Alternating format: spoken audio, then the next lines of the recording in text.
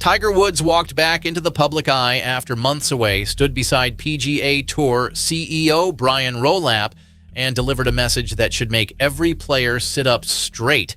He did not announce another comeback, nor promise one final run at Augusta. Instead, Tiger defended the biggest competitive shakeup the Tour has attempted in years and said the game must be built for future generations. That sounds calm until you understand what is hiding underneath it. The Tour is preparing a new 2-level structure for 2028. Careers could be pushed onto different tracks, and even Tiger's special access may face fresh questions. Suddenly, the man who once changed golf with a driver is helping change it with a boardroom vote. His warning was simple: hard conversations cannot be avoided anymore. So, did Tiger return to protect the players, support Rowlap, or tell everyone that the old PGA Tour is already gone? Stay with us, because what Woods said shocked people precisely because he said so little. Subscribe now for every major PGA Tour bombshell. Hit the like button and tell us whether Tiger still speaks for professional golf. Before that appearance, Tiger had been almost completely absent from golf's daily conversation. His body had already forced him into a painful cycle of surgery, recovery, hope, and another setback. Then personal trouble pushed him away from the spotlight again. Months passed without the familiar press conferences, range sightings, or careful answers about when he might compete. Fans were left doing what golf fans always do with Tiger, studying crumbs like detectives examining a bunker rake. Then came the Travelers' Championship in Connecticut. Brian Rowlap was ready to reveal sweeping changes designed for 2028 and beyond. Executives expected the new CEO to own the stage. Cameras were prepared for charts, schedules, and enough corporate language to put a leaderboard to sleep. Suddenly, Tiger appeared in a charcoal suit and golf shoes. No dramatic music played, but it might as well have. Woods had not returned as a ceremonial legend. He appeared as chairman of the Future Competition Committee, the group helping redesign the tour. That detail matters. Tiger was not standing beside Rowlap merely because his face makes sponsors smile. He had helped lead the process. His fingerprints were on the plan. Woods said he was proud of the committee's work and grateful to everyone who contributed. More importantly, he explained that the project was never about one player or one person. Different views had been brought together. Honest, difficult conversations had happened. Bold thinking, he argued, was necessary to decide what served the game. Those words landed harder than a routine press release because Tiger rarely wastes them. When Woods talks about difficult conversations, he knows the room has been divided. The PGA Tour has spent years fighting LIV Golf, defending rising purses, rewriting eligibility, protecting sponsors, and trying to keep stars satisfied. Players want stability, opportunity, money, and influence. Fans want recognizable tournaments and meaningful fields. Networks want drama. Executives want everything neatly packaged by Thursday morning. Apparently, the solution is another committee. Because golf has never met a committee, it could not dress in a blazer. Yet Tiger's message went beyond boardroom decoration. He effectively admitted that the old system was no longer strong enough. Why think boldly if small repairs could solve the problem? Why hold hard conversations if everyone already agreed? Why rebuild eligibility if the current ladder still worked? Woods did not lash out or name an enemy. His calm language exposed the scale of the crisis. Professional golf is not making a tiny rules adjustment. It is preparing to alter how players earn access, where tournaments sit, and which events receive the brightest spotlight. Under the planned model, the Tour will move toward a championship series and a challenger series. One track will carry the biggest events and strongest fields. Another will offer players a route upward, but it also risks looking like golf's second division. Tour officials call that meritocracy. Players near the dangerous line may call it Tuesday morning panic. Historic stops could lose status. Sponsors could wonder why decades of loyalty suddenly earn a smaller stage. Veterans could discover that a famous name does not automatically protect at tee time. That is where Tiger's return becomes fascinating. Woods has a special sponsor exemption into signature events because of his exceptional lifetime achievement. Few people would challenge it. He transformed television ratings, prize money, fitness, crowds, and the global reach of golf. Still, the new structure promises clearer pathways built around performance. Rolap has said career accomplishments must be considered, although merit will ultimately drive the model. Translation: the tour wants Tiger whenever he can play, while also selling a system in which nobody receives a golden staircase. Can both ideas survive together? Perhaps. Golf has always made room for legends through exemptions. However, a sharper two-level structure creates sharper questions. If a young player must grind through the Challenger Series while Tiger enters a premium event on lifetime value, critics will notice. Conversely, if the tour blocks Woods to prove a point about fairness, television partners may begin breathing into paper bags. Merit sounds wonderfully clean until the greatest draw in modern golf asks for a tee time. Tiger therefore backed a future that could eventually test his own place inside it. That is the shocking part nobody should ignore. He did not demand protection for himself. He emphasized the whole game and future generations. Maybe that was statesmanship. Maybe it was careful messaging.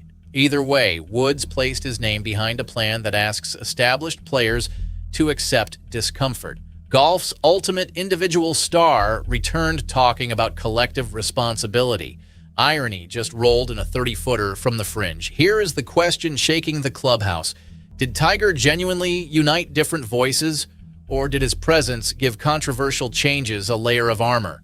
Rolap knows a proposal sounds safer when Woods stands beside it. Players can argue with an executive, sponsors can pressure a board, fans can mock a slide deck. Attacking Tiger is harder because his career helped create the modern tour everyone is fighting over.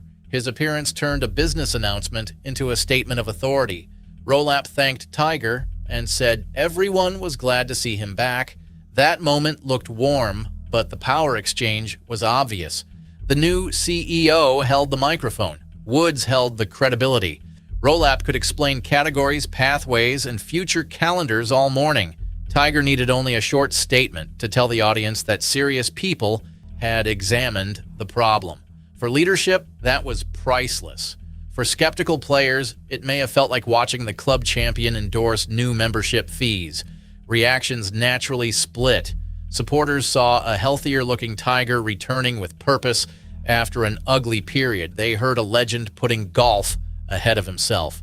Younger professionals could take comfort from his promise of clearer opportunities and schedule certainty. A defined route upward sounds better than guessing which closed door might open. Families, coaches, and caddies also benefit when players know where they can compete instead of booking flights with the confidence of someone hitting through trees. Critics heard something different. They saw the tour using its most powerful symbol to sell a major restructure before every difficult detail had been settled. Which tournaments will fall onto the lower track? How much money will separate the series? Can a player move quickly between them? What happens to beloved regional events? Will sponsors stay when their tournament loses elite status? Nobody should confuse a bold vision with a completed scorecard. Golf history is filled with brilliant plans that found the water before reaching the first green. Veterans have the most reason to worry. Familiar names built careers under one set of promises. Now the ladder may move while they are still climbing. A player ranked outside the elite group could lose premium starts, ranking opportunities, sponsor exposure, and the chance to compete regularly against stars. Officials will say performance creates promotion. Fair enough. Nevertheless, performance becomes harder when better fields, larger purses, and louder television coverage sit on the other side of the fence. Smaller tournaments also face a brutal identity problem. Many have raised money for communities, supported charities, and welcomed generations of fans. Calling them challenger events may make strategic sense on paper, but paper has never stood beside a volunteer whose family has worked the same tournament for 30 years. Tradition does not fit nicely inside a revenue model. Tiger's support signals that sentiment alone will not stop the changes. That will shock anyone who assumed legends always defend the old calendar. Still, Woods understands evolution better than almost anybody. His arrival made golf younger, stronger, richer, and more global. Established players initially questioned his power and style. Courses stretched. Fitness became essential. Prize funds exploded. Television chased every swing. Yesterday's disruption became today's tradition. Tiger may look at the current chaos and see another moment when protecting history requires changing its structure, not freezing it behind glass. His phrase about future generations deserves special attention. Woods was not only discussing the stars of 2028, he was talking about players who are still in college, junior golf, or perhaps hitting plastic balls across a living room. Those golfers will inherit whatever system today's leaders create. A clear route based on results could help them. A closed premium circle could hurt them. Tiger's legacy now includes helping decide which version appears. That responsibility makes his silence before the event even more powerful. Every week, he stayed away, created questions about health, recovery, competition, and influence. Then he returned without answering the question fans ask most: when will you play? Woods redirected attention from his body to the tour's future. That was not an accidental choice. He refused to let the comeback story become only about another competitive comeback. His role has changed whether fans are ready or not. For decades, Tiger controlled tournaments by forcing opponents to react. Red shirts appeared on Sunday, galleries moved like tides, and contenders discovered new ways to miss short putts. Now he is applying pressure differently. Committee work lacks fist pumps, but its consequences last longer than one trophy. A redesigned tour could affect hundreds of careers and billions in future business. The golfer who once intimidated fields is now helping determine how those fields are built. Meanwhile, LIV Golf remains an unavoidable shadow. A cleaner PGA Tour structure could strengthen the traditional circuit by making every promotion and relegation meaningful. Alternatively, pushing recognizable players into a lower series could hand LIV another recruiting pitch. Breakaway officials can promise guaranteed stages while tour members face a weekly exam. Competition created the pressure for change, and rushed change could create fresh openings for competition. That is golf's current comedy. Every attempted solution arrives carrying another problem in its golf bag. Sponsors will watch closely. Premium partners want stars, certainty, and television windows. Challenger partners want proof they have not purchased a polite demotion. FedEx, longtime tournament hosts, and local backers need to understand where they fit. Tiger's endorsement buys leadership attention, not unlimited patience. Corporate executives love famous faces, but eventually someone opens the spreadsheet. Should audiences or fields weaken, even Tiger cannot charm a balance sheet into smiling. Fans also deserve a voice in this debate. They follow players, but they love places too. Memphis, Hartford, San Diego, and other stops carry memories that cannot be transferred like points. A streamlined elite product may create stronger weekly clashes, yet constant star fields can make rare meetings feel less special. Golf is not football. Its long season lives through different courses, champions, weather, and local character. Turning every premium week into the same glossy cast could produce quality while draining surprise. Tiger's demand for honest conversations must therefore become more than a polished line. Leadership needs to hear players who support the model and those who fear it. Tournament directors deserve straight answers. Sponsors require clarity. Viewers should know why the changes improve competition rather than simply increasing control. Hard conversations count only when powerful people risk hearing something they dislike. Otherwise, it is just a Zoom call with better lighting. Could Woods become the bridge? Absolutely. He understands stars, executives, broadcasters, sponsors, and fans. Few figures can walk into each room with instant authority.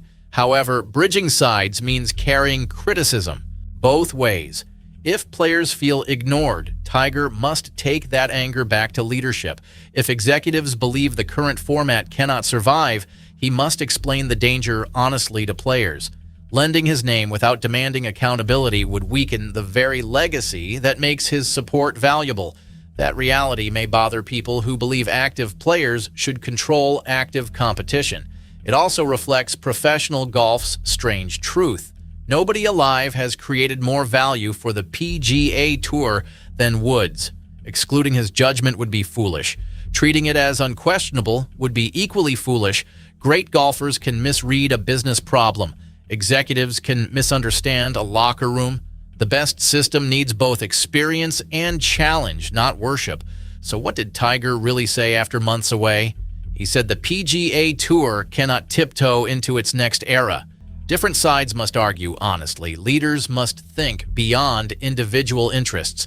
Decisions must serve people who have not arrived yet. Beneath the calm words sat a stunning admission. Professional golf needs rebuilding, and Woods is helping hold the hammer. Whether the new structure becomes a rescue or a revolt will depend on details still being shaped. Clear eligibility could reward form and create real stakes. Poorly handled separation could damage tournaments, divide members, and make the tour feel like a private club with a televised waiting list. Tiger's presence does not settle that fight. It raises its importance. Ultimately, Woods returned looking less like a player, chasing one more cut, and more like an elder protecting the sport he transformed. That shift feels emotional because millions still picture him hunting pins, not reviewing pathways. Time changes every champion. Tiger once shocked golf by winning. Now he shocked it by placing the future above his own comeback story. The PGA Tour should appreciate his support, but it should also fear the standard he set. Honest conversations mean no hiding behind slogans. Bold thinking means accepting criticism. Future generations mean avoiding quick profits that damage long-term access. If Rolap wants Tiger beside him, he must live up to Tiger's message after the cameras leave. Now the pressure moves to players, sponsors, and fans. Do they trust this vision because Woods helped create it, or question it because so much remains uncertain? Drop your opinion in the comments. Did Tiger return as the tour's protector or as the powerful face of a risky revolution? Like this video, subscribe for more golf drama, and share it with somebody who believes Tiger's biggest influence may still be ahead. The clubs were missing, the statement was short, but the shockwave has only started moving through the game.